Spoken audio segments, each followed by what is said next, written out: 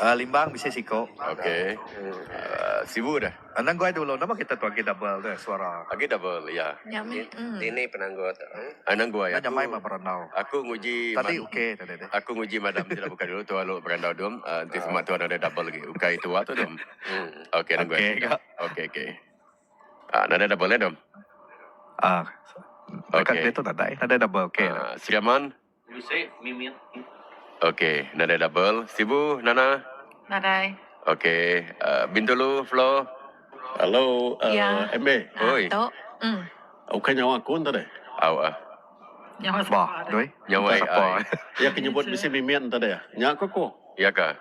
Tahu. Bah lah. Hei. Ija. Nemu mai ke Iben Dundi. Aman tu aman. Aku baru berjakau tu. Nada aku nyebut bisa mimian tadi. Ya, siapanya dom? Pacai kita lah banyak. Tak ada. Bisa mimian ku ya. Ya, nyaman wan dari Iben. Bisa kuningan. Kai. Kuningan. Bukan nyawa aku nya.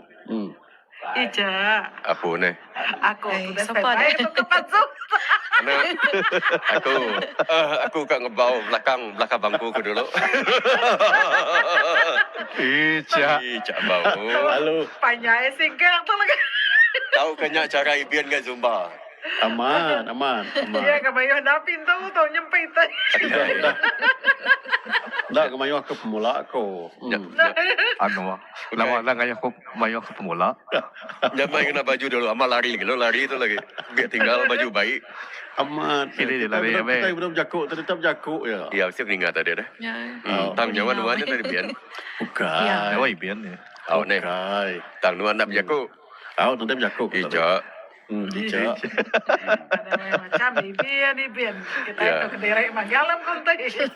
Anak gue, aku dah mesti nyedia kumpul senjata tu nya kuang bisik kayu. Siapa? Bisik, ya.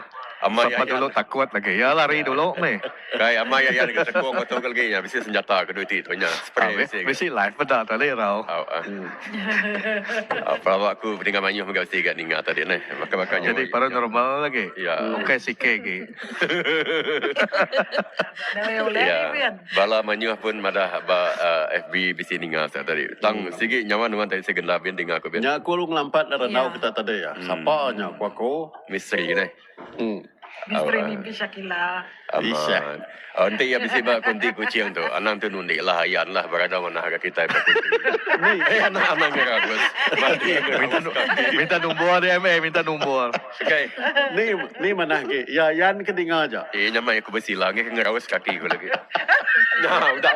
Bersila aku. Nah, ada aku. Anak banyak nombor dia Ibian. Ibian tu nunik mana? Nada bukan aku. Segala ngai zumba. Lu nggak duit nyawa. Dah di MB kelari.